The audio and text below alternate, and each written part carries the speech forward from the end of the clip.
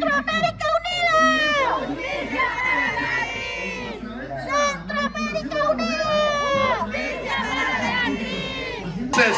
Por su esfuerzo, por no silenciarse, porque sus voces, las voces que se han levantado aquí, las voces que se han levantado en una oración silenciosa, las voces que se han levantado a partir de nuestras consignas que estos jóvenes han planteado en este día, las voces de adultos y de adultos mayores que se han hecho presentes, las voces de familias completas que han estado aquí, se han hecho. Bienvenidas, bienvenides. Soy Mariana Moisa, activista feminista. Yo soy Lizeth Alas, activista feminista y defensora de derechos humanos. Yo soy Sara García, activista feminista, defensora de derechos humanos y formo parte de la agrupación ciudadana por la despenalización del aborto. Este día compartiremos las luchas y resistencias de los feminismos centroamericanos. Queremos compartir un análisis colectivo sobre las estrategias de nuestro movimiento ante el odio, ante las violencias que promueve la extrema derecha, los grupos antigénero y los grupos antifeministas. Queremos destacar las redes de solidaridad y las estrategias que nos permiten construir alianzas para acuerparnos ante tantas violencias. Agradecemos al Instituto Wunda Werner por posibilitar estas reflexiones globales que permiten aprendizajes situados y nos fortalecen como movimiento. Gracias también a la Radio de Todas por posibilitar este espacio. En este video podcast escucharemos las voces de compañeras que contribuyen a los feminismos de nuestra región latino-caribeña. Actualmente, Centroamérica se está enfrentando a la instalación de gobiernos autoritarios, aunado a la alianza con grupos conservadores, en donde se combinan los intereses de los fundamentalismos religiosos, nacionalistas y conservadores, junto con el gran capital para promover odio a quienes luchamos por el derecho al aborto en la región. Para puntualizar más este contexto, queremos darle la introducción a María Teresa Blandón, que es una socióloga feminista, integrante de la corriente Somos Todas y de la Sombría Centroamericana. En Centroamérica han proliferado discursos que son abiertamente antiderechos de las mujeres y que tienen como su blanco principal a las feministas y a los movimientos feministas, que como sabemos, pues es el movimiento que ha puesto en el centro de su agenda la defensa de los derechos de las mujeres, de las niñas, en toda su diversidad. Esto es una estrategia discursiva que pretende limitar la clara influencia que las ideas feministas tienen cada vez más, sobre todo en las mujeres jóvenes de nuestra región. También queremos escuchar a nuestra compañera Karina Sánchez. Ella es integrante de la Iniciativa Mesoamericana de Defensoras de Derechos Humanos. Ante las violencias resistimos, y uno de los mensajes potentes de la Iniciativa Mesoamericana es que las redes salvan. Escuchemos a Cari, que nos compartirá estas reflexiones. Generamos estrategias de protección integral feminista para contribuir a la sostenibilidad de nuestras luchas, que las redes salvan. Entendemos la protección no solo como un proceso individual o un asunto individual, sino como un proceso y una capacidad colectiva que nos permite cuidarnos juntas, en comunidad, en nuestros territorios y desde nuestros propios saberes.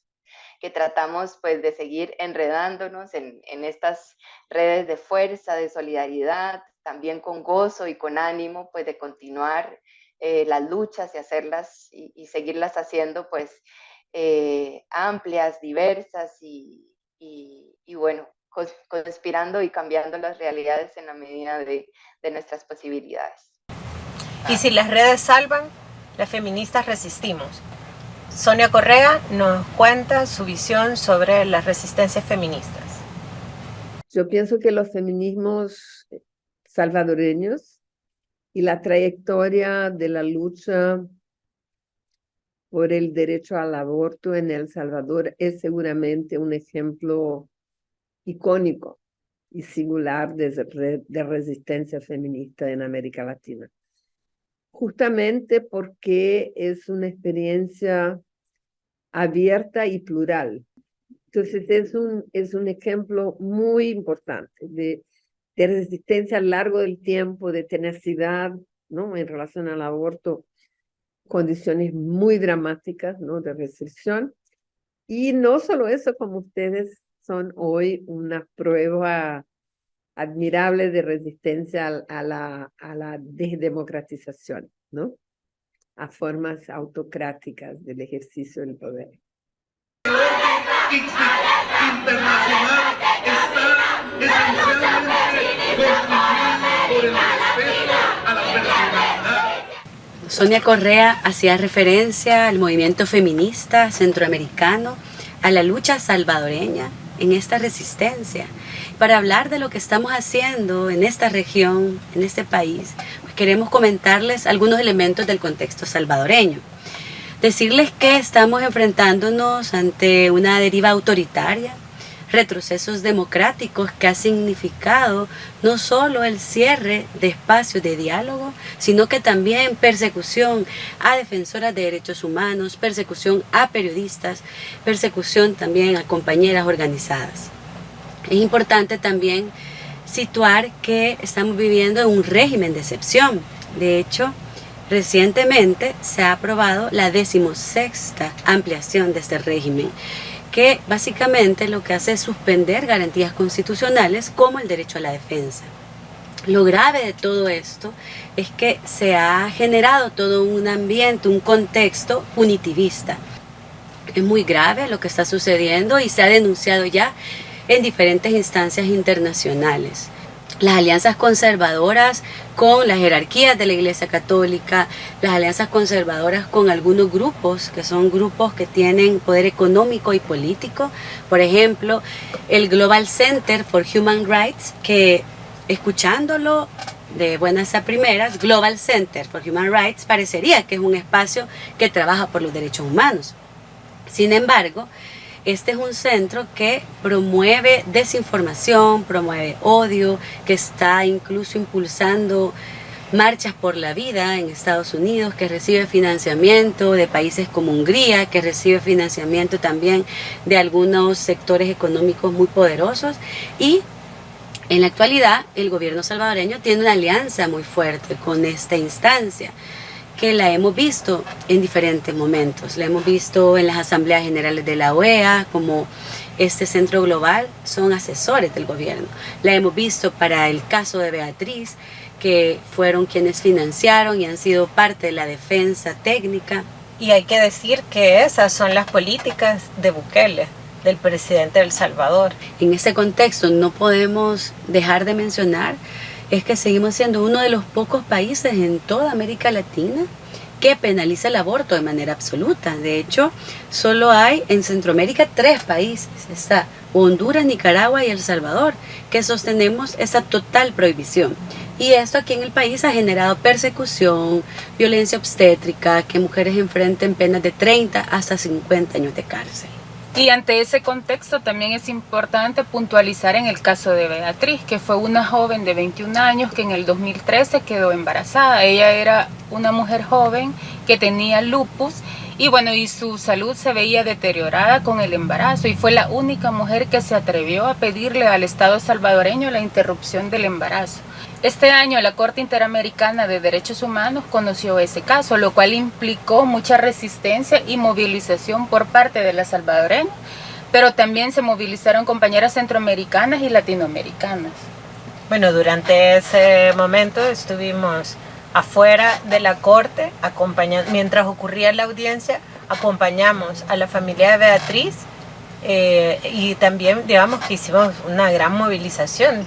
O sea, también nos enfrentamos a la movilización de grupos religiosos. No sé si para ustedes era distinto, pero para mí era un grupo religioso que estaban en contra de la causa de Beatriz y con discursos antifeministas, ¿verdad? Es como las feministas íbamos a destruir la corte casi, ¿verdad? Íbamos a causar algún desorden en la calle mientras nos manifestábamos. Sin embargo, creo que nuestra resistencia afuera de la audiencia pues fue más bien de acompañar, de acuerpar y de estar siempre para la familia de Beatriz, que es quien está llevando principalmente la carga de este caso. Quizás solo decir que aquí en El Salvador nosotras decimos que Beatriz es nuestra fuerza por el derecho a decidir, porque ella fue la mujer que se atrevió, la mujer que dijo quiero vivir, y que ha sido también pues ese motor para nuestras luchas, ¿verdad? Su memoria. Creo que esa estrategia o esas formas de resistir en donde la memoria histórica está presente, en donde hablar de Beatriz pues es conectar con ese momento en donde hace 10 años estuvimos acompañándola, hace 10 años estuvimos también haciendo protestas, estuvimos haciendo movilizaciones sociales, pero también se generó toda esta red de feministas en la región que se articularon y que también presentaron este abrazo colectivo a la causa. Este caso también es bien importante, no solo para El Salvador, sino también para la región, ya que como Sara decía, en Centroamérica hay 3 países que penalizan el aborto en toda su forma, entonces este caso puede posibilitar a que se abra discusión en materia de legislación. Entonces es bien importante porque bueno, Centroamérica se enfrenta a tasas altas de embarazos en niñas y en adolescentes. Sí. Pero vos, no sé si hablar también sobre los impactos que la penalización también tiene en las niñas, ¿verdad? Que son obligadas a continuar con embarazos, y cómo también en torno a eso, a esa defensa que no deberíamos de estar defendiendo, ¿verdad? Sino que simplemente las niñas no deberían de ser madres. También hay discursos contra los feminismos por defender esa causa, ¿verdad? Sí, es que esto es una realidad, nos enfrentamos a la estigmatización, nos enfrentamos a discursos de odio, también nos hemos enfrentado a ataques indirectos, ataques directos en redes sociales, y creo que es este tipo de manifestaciones que nosotras vivimos y que sobre todo ocurren en los países más restrictivos, porque esa es una consecuencia. Vivir en un país tan restrictivo, tan punitivista, pues está generando también un impacto a las defensoras de derechos humanos. Y ahí es donde nuevamente, esto que ya decía Cari y que lo hemos retomado desde nuestro movimiento también, las redes salvan, porque sí, nos enfrentamos a un contexto hostil, violento, pero también sabemos que no estamos solas. Sabemos que hay una red feminista que nos acuerpa y que ante los diferentes momentos pues nos organizamos, resistimos juntas. Eso nos da pie también para hablar sobre otras maneras en las que resistimos también. Yo creo que una manera de resistir es el movimiento mismo, el movimiento que está vivo, el movimiento feminista. Sí, esto de resistir en movimiento y hacerlo desde las calles también, porque lo hemos visto con Beatriz. Nosotras, el abrazo centroamericano de nuestras compañeras de la Sombría que llegaron a las afueras de la corte, no solo a estar con carteles y consignas, incluso a hacer vigilia, a hacer una serie de acampadas para que lográramos tener un espacio seguro para las defensoras, para acuerpar a la familia de Beatriz, pero sobre todo para acuerpar a todo este movimiento feminista. Entonces sí, una de las formas que hemos encontrado desde ese movimiento para resistir es desde esta enredadera que somos, desde el enredarnos, que significa conectar con otras, luchar con otras, pero también poder construir juntas estos escenarios en donde logremos que se posicione el derecho a decidir. A pesar que cuando estuvimos afuera de la corte recibimos mucho odio, misoginia por parte de los grupos religiosos antigénero, las feministas resistimos con esperanza, ¿verdad? Porque la esperanza era la que nos movía, que la vida de las mujeres y niñas puede cambiar en la región. Eso fue súper bonito, la verdad, la esperanza, porque creo que eso nos permitió pues saber que eso que estábamos haciendo pues tenía un sentido y que es transformador. Al final lo que hacemos como movimiento está generando transformaciones. Nosotras cuando estábamos haciendo este video podcast decíamos, ¿qué otras formas encontramos como movimiento? Y hablábamos de todas las protestas, hablábamos de las acciones de calle, pero justo hay un momento político que estamos atravesando, y es que en El Salvador se va a realizar el 15 Encuentro Feminista de América Latina y el Caribe, EFLAC. Después de 30 años, El Salvador volverá a ser la sede de este encuentro. Para nosotras, este espacio es una forma de resistencia, porque nos vamos a encontrar con compañeras de toda la región, no solo para abrazarnos, para acuerparnos, sino que también para debatir, para encontrar esos puntos de coincidencia, para poder también pensar juntas formas de transformación, formas de resistencia. Entonces estamos muy emocionadas, esperanzadas también por este momento político, y creemos que esta es una forma de resistir también, desde la alegría, desde el encuentro y desde ese acuerpamiento colectivo. Entonces les invitamos a seguir resistiendo y a seguir resistiendo con nosotras también.